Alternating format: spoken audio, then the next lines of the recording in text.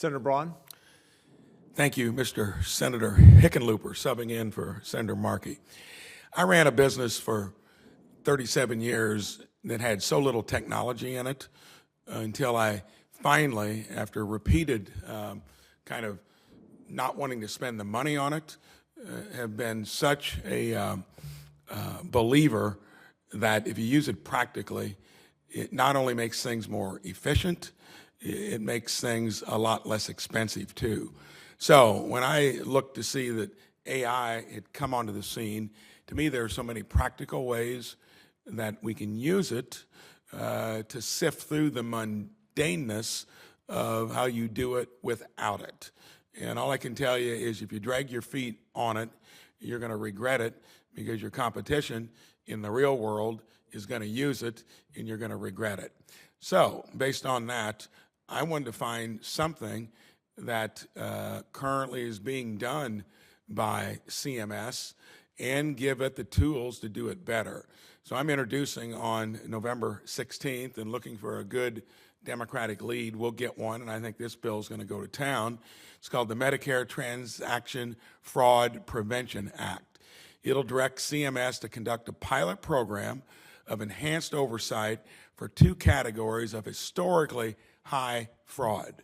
That would be diagnostic testing and durable medical equipment. By notifying beneficiaries in real time with suspicious purchase alerts, this bill utilizes a successful technique that is already employed by private industry, like our leading credit card companies. It's that simple premise. So I want to ask Dr. Inglesby, what do you think of that idea? We know how much fraud is endemic to so much that government does. I'd like to remind everyone that when we spent nearly $1 trillion on the extended unemployment benefits during the CARES Act, the estimate is anywhere from $100 to $250 billion was stolen by domestic and international fraudsters. And when we're now borrowing $1 trillion every 6 months, and just 5 years ago, it was $1 trillion annually, I think we need to start doing some things that give taxpayers a better value. What do you think of this idea as a bill?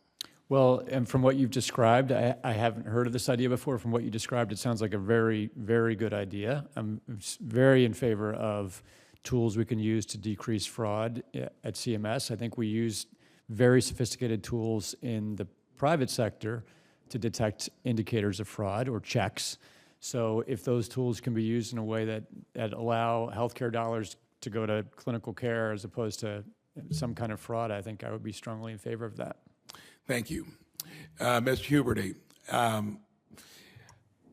Hoosiers have been billed up to 20 times for like COVID tests.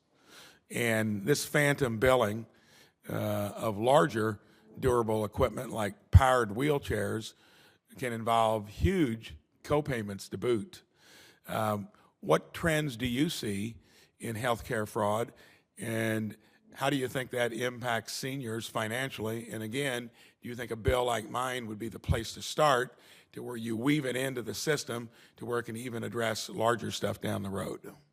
I mean, everything that you've said absolutely is happening in terms of the billing fraud.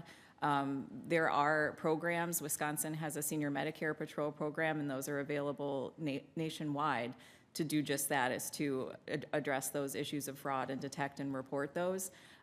So a bill that would be, that would focus in on that extremely. We can, we can avoid the wasteful spending and those fraudsters. I think to my testimony, though, what I'm getting at is that the AI, those companies are actually committing fraud on the other end, where they are taking Medicare dollars and not putting it back into the pockets of the patients by not offering the coverage that they said they were going to. Thank you. And one final quick question for Dr. Sale.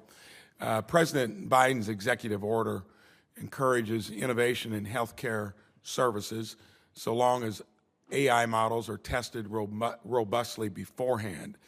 The figure that we've talked about is way up there. What do you think?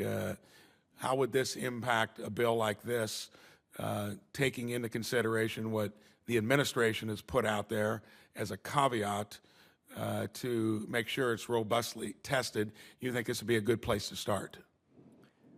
Thank you for the question. I do think robustly testing AI technology is important.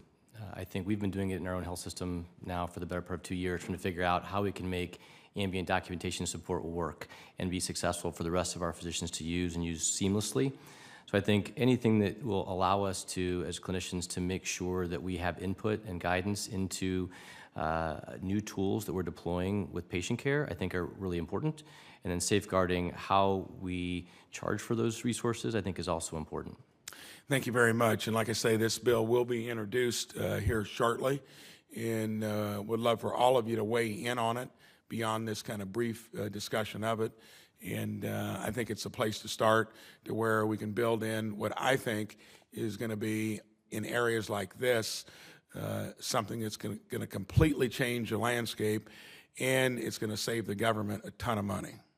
Thank you. I yield back.